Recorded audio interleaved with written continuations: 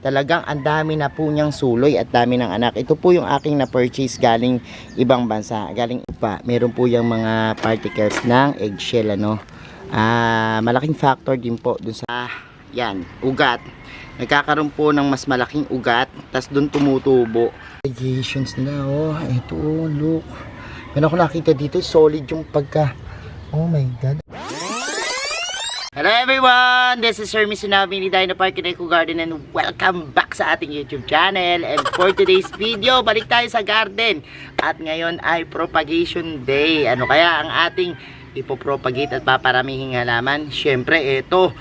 Feeling ko napakadaming may gusto nito, no? At yung iba talagang hinahanap itong halaman na to kasi isang uri ito ng snake plants, ano? At siya'y bilang dun sa mga cylindrical na plants, no? So ano ba to? Ito yung tinatawag na bonsai. Pero ang ating gagawing pagpaparami ngayon ay through divisions of roots, yung mga anak nila, no? Dahil yung aking mga variegated po, ano, na bonsai talagang dumami na, no? Tara, samahan nyo ako ngayong araw na to. Kung ready na kayo mga ka-MDP, tutok lang po.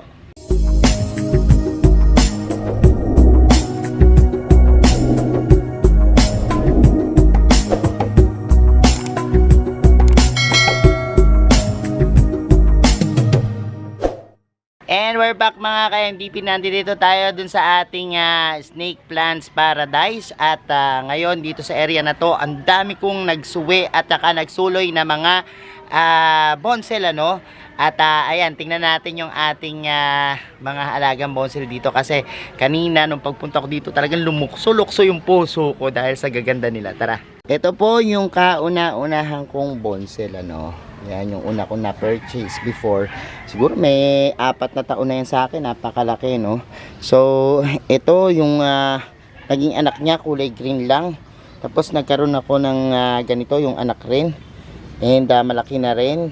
Marami rin yung naging anak, kaya lang ang tumutubo sa kanyang green, ano. Pero, ang tinutukoy ko na ipopropagate ay itong mga nung December, no? Yung papuntang December, nakuha natin ito. I don't know kung December ba o November, basta ganyang mga time nung last year. So ilang buwan pa lang yan, may 6 months na ba, no? Meron na siguro, no? Pag titingnan natin, talagang ang dami na po niyang suloy at dami ng anak. Ito po yung aking na-purchase galing ibang bansa, galing Indonesia, no? So approximately yung aking nabili, maliliit lang, mga ganyang kaliit, ay umaabot ng 1,000 to 2,000 pesos, ano, yung ganyang bonsai, ano. Pero sabi ko nga sa inyo, successful pagdating sa pag-aanak yung pagkuha natin ito, kasi ang pinili ko talaga yung talagang magaganda yung mga ugats nila, no. At yan nga, ganyan yung bentahan yan. Pero dito sa Pilipinas, pag dito patubo, medyo bumababa yung presyo, no. Pero depende sa kanilang variegations, kasi kung mapapansin nyo po, kakaiba to dun sa bonsai. Kasi yung nakikita natin, mga green lang yan, no, yung mga ganyan. Ito silver, to silver white. Pero ito po kasi merong yan variegations na tinatawag, ano, yung kulay, ano. So yan po, makita nyo, depende sa variegations. Meron ako ditong white variegations, ayan, o, puti yung kanyang variegations, at meron din namang yellow, ano. So depende kung ang variegation niya mas malaki, mas marami, mas nagmamahal po, ano. Yan. And ngayong araw na to, yun yung gagawin natin. Papadamihin natin dahil napakadami po niya, no. Meron, binilang ko parang almost 10 plus, ano, pataas yung mga anak. 1, 2, ito pure variegations, oh, 3. Meron dyan 4, 5, 6, 7. Ito white variegations, ito walang anak. 10 lang isa. O parang ganun yan. Tapos meron pa tayo dito. Ito, oh, ang ganda rin ng ito walang variegations pero ang ganda ng kulay, oh. Look. Yan. So pahanda natin ngayon kay unang yung mga gamit, ano, at papatulong tayo sa pag propagate nitong ating napakagandang variegated bonsai. So ayan, inihahanda na ni Unang yung ating mga gagamitin, ano. So yan, Tapos kuha ka siguro unang, ito meron tayo ditong Labubu Pots. Labubu Pots available po sa Mini Dino Park in Eco Garden. Napakaganda po. Ito talaga ginagamit ko sa aking mga snake plants dahil talagang ewan ko, meron siyang kakaibang properties yung mga clay pot na talagang bagay na bagay sa mga snake plants. Tapos, MVP soil mix ng bayan, yan pakita natin. Yan ay available din po sa ating garden, ano, Mini Dino Park and Eco Garden. Yan, marami siyang pamis na kasama, no. Tapos siguro kuha ka muna ng isang lalagyanan kasi ito may mga labarak po tayo dito. Bukod mo yung mga ganitong bato muna, tanggalin muna natin, ano, para mag in-uproot natin siya. Wala na to kasi ito pan-toppings natin. So bubukod muna po ni Unang yung mga batong ganito.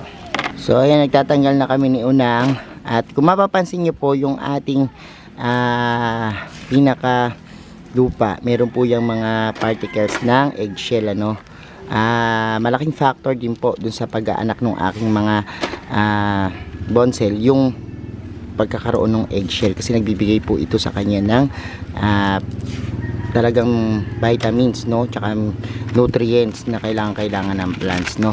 Kaya po yan, suggest ko meron kayong mga snake plants, lagyan nyo rin po ng mga ganito yung balat ng itlog, ano, para po makatulong sa pag-fertilize sa kanila. So ayan, habang tatanggal si Unang ng mga labarak na toppings, pwede ko nang simulan siguro, no.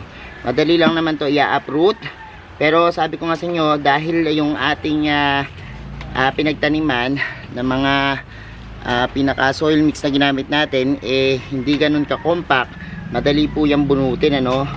At ayan, tatanggalin lang po natin ang isang buong ganyan, or pwedeng hindi na po tanggalin yung pinaka mother plant. Kaya lang gusto ko ipakita sa inyo kung paano yung nangyayari, no, dun sa kanila. So tingnan nyo po, nagkakaroon po ng suloy from dun sa pinaka yan, ugat. Nagkakaroon po ng mas malaking ugat, tas dun tumutubo yung another na pinaka baby, no, nung ating pinaka mother plant. So ito po, kahit wala pong gunting, pwede nyo na yan putulin, ano. Yan, gaganyan nyo lang po, i-divide nyo ganyan, puputulin lang po. At okay na po yan.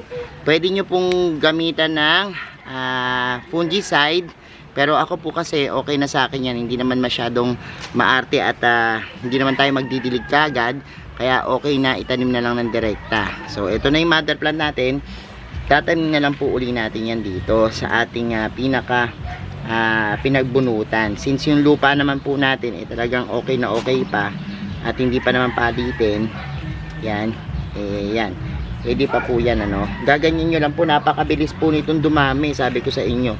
At yan, itong mother plant, tingnan nyo, mas parang kasing laki na nung pinaka baby nya, no.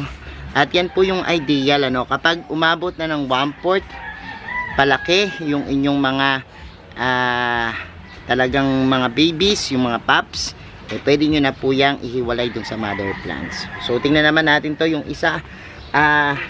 Minsan po ito, papakita ko rin sa inyo na hindi lahat po ng mga variegated ay magkakamuka yung nagiging anak nila, no.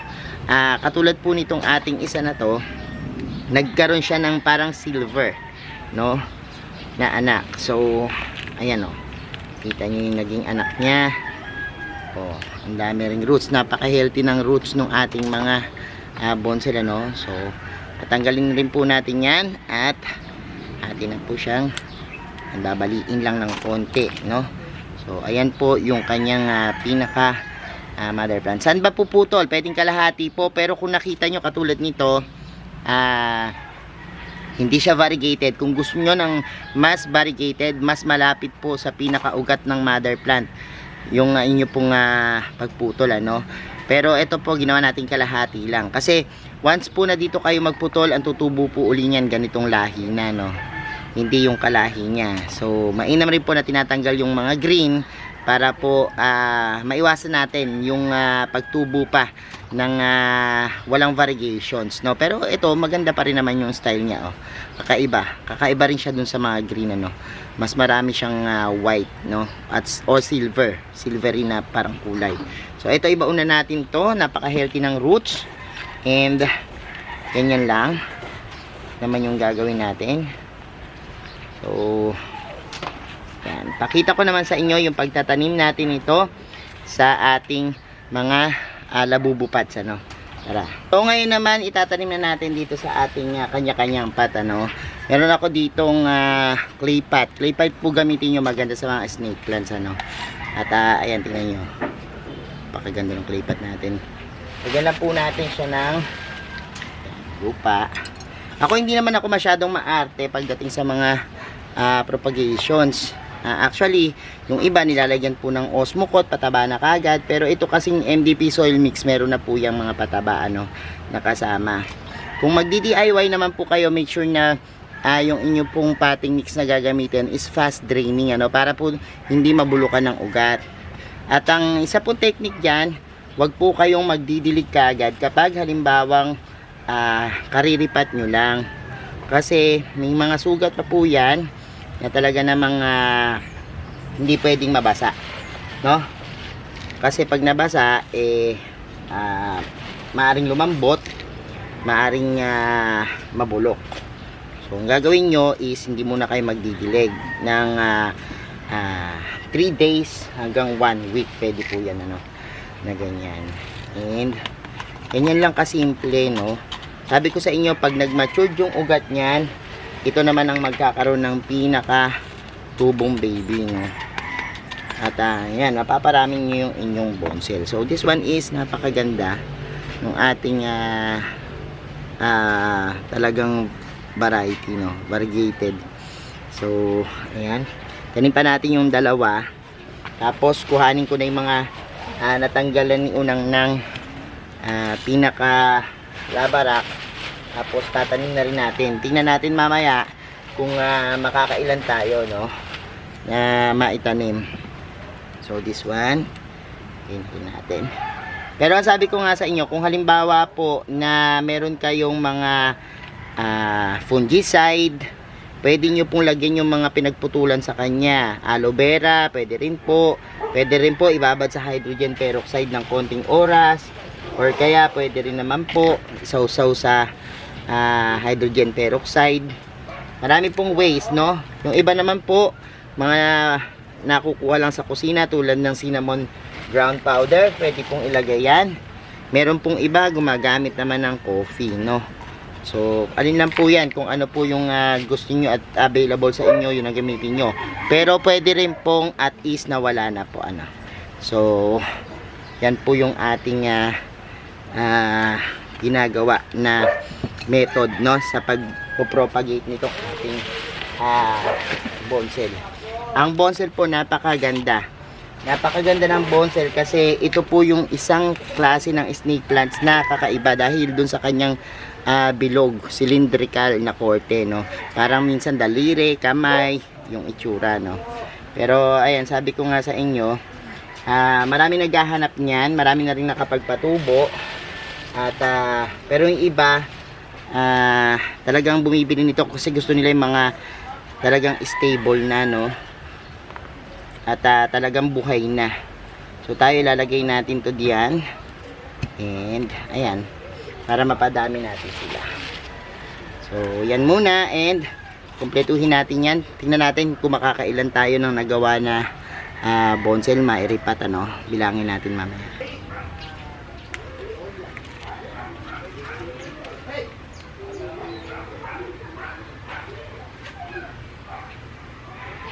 May gunting tayo. Ha? Gunting? Sige, wag na. Narawakan na rin. Sabi ba? Kasi pag minsan yung hindi mo na iakahon, ano, yung pwedeng gupitin na lang. Pero kung iakahon mo, uputol na rin ang kakay. Kailangan talagang i-aakon. Ayan. Wow. Ang ugat nito.